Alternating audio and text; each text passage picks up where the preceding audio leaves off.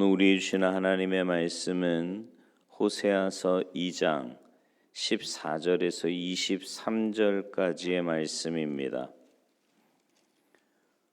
호세아서 2장 14절에서 23절까지 우리 한 목소리로 봉독하시겠습니다.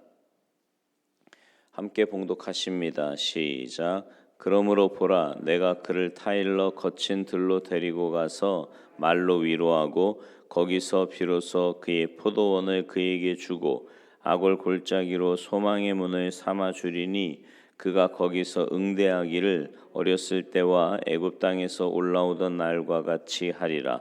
여호와께서 이르시되 그날에 내가 나를 내 남편이라 일컫고 다시는 내 바알이라 일컫지 아니하리라. 내가 바알들의 이름을 그의 입에서 제거하여 다시는 그의 이름을 기억하여 부르는 일이 없게 하리라.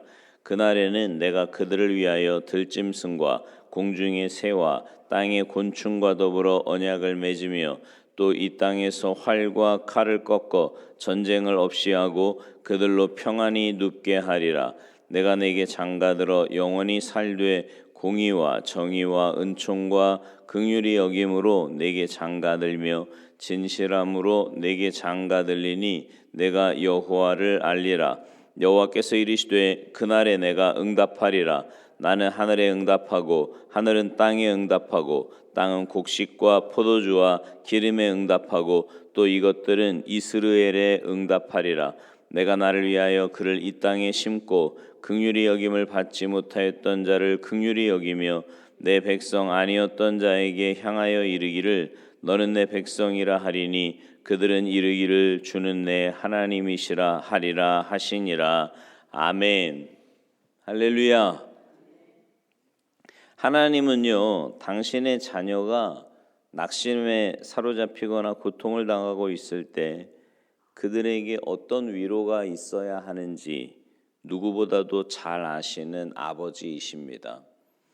오늘 본문은요, 바로 그런 처지에 빠진 이스라엘 백성을 찾아오셔서 그들을 자상하게 위로하며 크게 격려해 주시는 하나님의 성품을 잘 증언해 주는 그런 말씀이에요.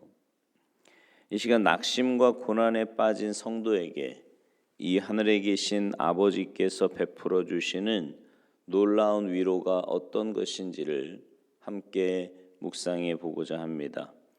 하나님께서는 징벌의 고난을 당하고 있는 우리에게 장차 큰 복을 내려주실 것이라고 위로하십니다. 오늘 본문 14절 15절의 말씀이에요. 하나님께서는 가늠한 아내같이 당신을 배반하고 우상 숭배에 빠졌던 이스라엘에게 바벨론이라는 이방 제국에 의해 멸망당하게 하시는 아주 아픈 징계를 내리셨습니다. 하지만 또한 하나님께서는 그처럼 매를 맞고 울고 있는 당신의 선민을 그냥 내버려 두실 수도 없는 성품의 소유자이셨어요. 그래서 내가 그를 타일러 거친 들로 데리고 가서 말로 위로하고 자기 백성을 향한 하나님의 인자하심이 얼마나 깊은지를 보여주시는 거죠. 바벨론 포로 생활이 영원한 징벌로 이어지는 건 결코 아니었습니다. 그걸로 끝나는 게 아니었다고요. 왜냐하면 그처럼 거친 들 같은 포로 생활 중에 있는 이스라엘 백성을 하나님께서는 말로 위로해 주셨기 때문입니다. 여기서 이 말로 위로한다라는 말이요, 문자적으로는 마음에 말한다 이런 뜻이에요. 그러니까 오히려 포로 생활을 통해 이스라엘 백성은 그들의 마음속 깊이 친근하고도 다정하게 속삭여 주시는 하나님의 위로의 음성을 또렷이 들을 수 있게 되었던 겁니다. 그 위로는 구체적으로 어떤 말씀이에요?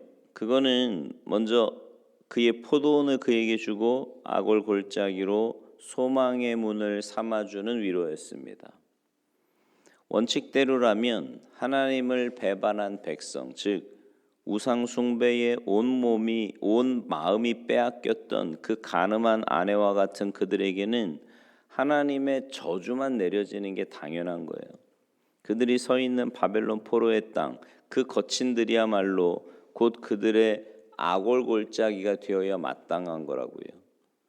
하지만 이스라엘 백성이 그런 악을 골짜기에서 하나님의 매를 맞음으로 영적으로 다시 정신을 차리게 되기만 하면 그 바벨론 포로지는 결코 영원한 저주의 골짜기가 아니라 놀라운 소망으로 인도해주는 문으로 바뀔 수 있었습니다.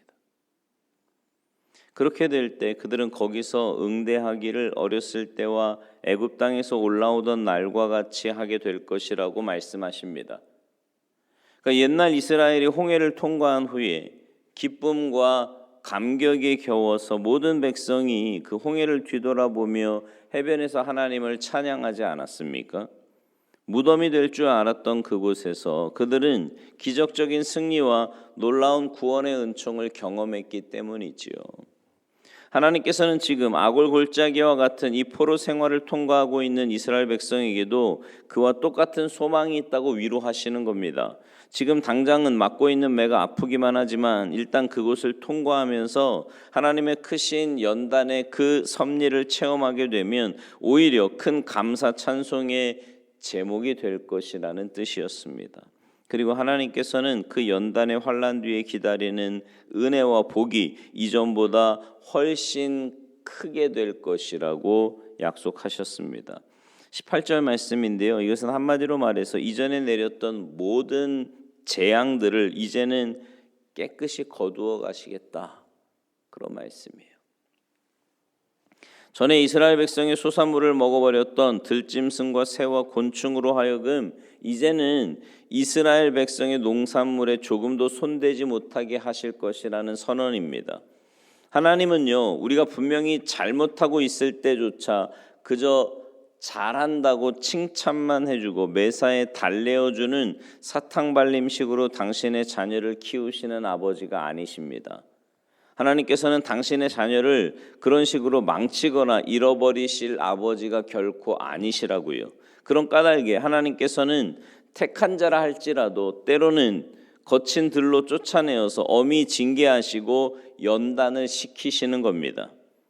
이처럼 하나님께서는 신자에게도 그 지은 죄에 따라 벌을 내리시지만 그 때문에 받는 고난의 정도는 우리가 진심으로 회개한 후에 받게 될 복에 비하면 아무것도 아닌 거예요. 징계를 당할 때는 아파서 울고 고통스러울 수밖에 없지만 그 매로 인해 자신이 저질렀던 죄를 깨달아 회개하게 되고요. 하나님 앞에서 한 걸음 더 성화되는 은혜를 체험하게 되면 오히려 그런 연단 중에도 하나님께 더 크게 감사할 수 있다는 거죠. 아이가요, 부모에게 야단을 듣거나 매를 맞고 나면 이제 심통한 얼굴을 하고 방구석에서 안 나오죠. 근데 그런 아이가 속으로 정말 원하는 건 뭐예요? 아무도 날 건드리지 마라, 이런 겁니까? 아니죠. 누군가 자기의 그런 기분을 동정하면서 곁에 와 주기를 바라는 거 아닙니까? 근데 그런 아이의 심정을 이해하고 그를 위로해 줄 수 있는 사람, 또 실제로 위로해 주는 사람은 누구예요? 그 징계를 내린 부모라 말입니다. 그죠? 자식을 꾸중했던 부모만이 그 아이를 어떻게 위로할 수 있는지를 잘 알고 있는 거지요. 또 무엇보다도 자식에게 매를 들었던 부모는 속히 그 아이를 위로해 주지 않고는 견딜 수 없는 그런 부모의 사랑을 가지고 있기 때문이라는 거예요. 그게 부모의 마음 아닙니까? 저와 여러분의 하나님 역시 바로 그런 아버지이십니다. 우리가 믿는 하나님이 그런 분이세요.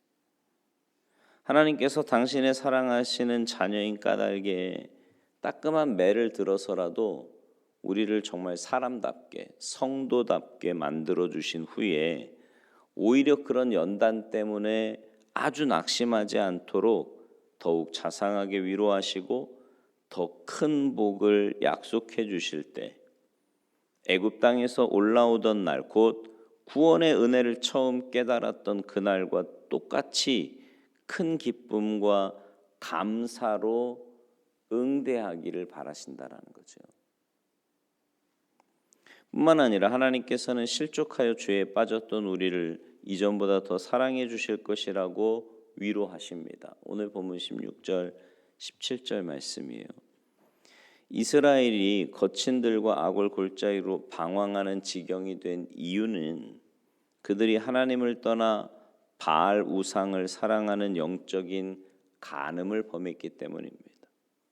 하지만 이제 그들이 입에서 그 바알의 이름이 완전히 제거되고 다시는 기억조차 못하게 될 것이라고 말씀하세요. 왜냐하면 그날에는 이스라엘 백성이 오직 여호와 하나님 한 분만을 가리켜 내 남편이라 일컫게 될 것이기 때문이었습니다. 하지만 이것은 사실 이스라엘 편에서 볼 때는요, 상상조차 할 수 없는 일이었습니다. 바알이 좋다고 따라다니는 그 부끄러운 짓을 저질렀던 이스라엘이 도대체 무슨 낯으로 하나님을 대면할 수 있으며 더더욱이 그 하나님을 내 남편이라고 부를 수 있겠습니까? 그러나 이런 일이 실제로 일어나게 되는 것은 바로 하나님 편의 완전한 용서와 뜨거운 사랑의 언약이 있기 때문입니다. 이런 놀라운 위로를 하나님께서는 오늘 본문에서요, 여러 번 반복해서 말씀해 주고 계십니다. 여러분, 하나님께서는요, 오늘도 우리를 거친 들로 데리고 가셔서 거기서 소망의 문을 보여주시며 위로하십니다. 하나님께서는 행음하여 더러워질 대로 더러워진 우리를 향해 내가 내게 장가들어서 영원히 함께 살겠다고 위로해 주십니다. 여러분, 우리가 살면서요, 하나님의 뜻에서 어긋나는 길, 하나님의 마음을 아프게 해드리고 때로는 범죄하고 그래서 하나님에게서 이렇게 자꾸만 멀어지려고 할 때가 있어요. 여러분, 그럴 때 우리가 기억해야 되는 건 뭐냐면 바로 하나님의 이 변하지 않는 사랑입니다.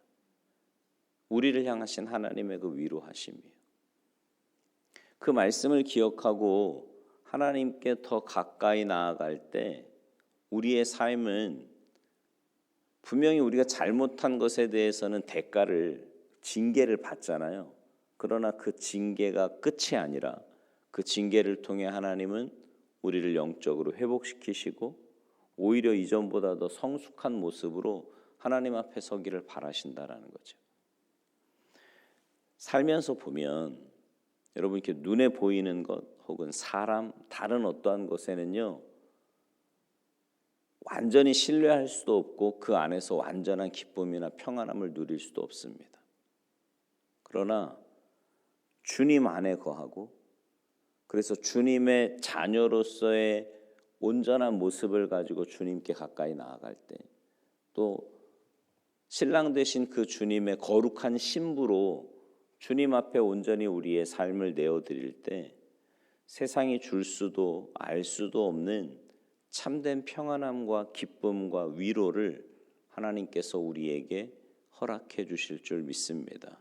이 사실을 늘 기억하시고 이렇게 날마다 특별히 새벽에 나오시는 여러분들은 더 주님을 생각하시고 이렇게 나올 때뿐만이 아니라 이렇게 나와서 하루를 시작하니까, 주님과 함께 하루를 시작하니까 오늘 한날의 삶이 어떤 상황에서도 오늘 주신 말씀을 기억하고 하나님의 사랑과 그 은혜를 기억하면서 믿음으로 하루하루를 살아가시는 여러분 모두가 되시기를 주님의 이름으로 축원합니다. 기도하시겠습니다. 하나님, 이 세상에는 참된 평안도 기쁨도 위로도 없는데 자꾸만 우리는 눈에 보이는 무언가에 혹은 어떤 사람에게 만족을 찾으려고 하고 기쁨을 찾으려고 하고 위로를 찾으려고 할 때가 얼마나 많이 있는지 모르겠습니다.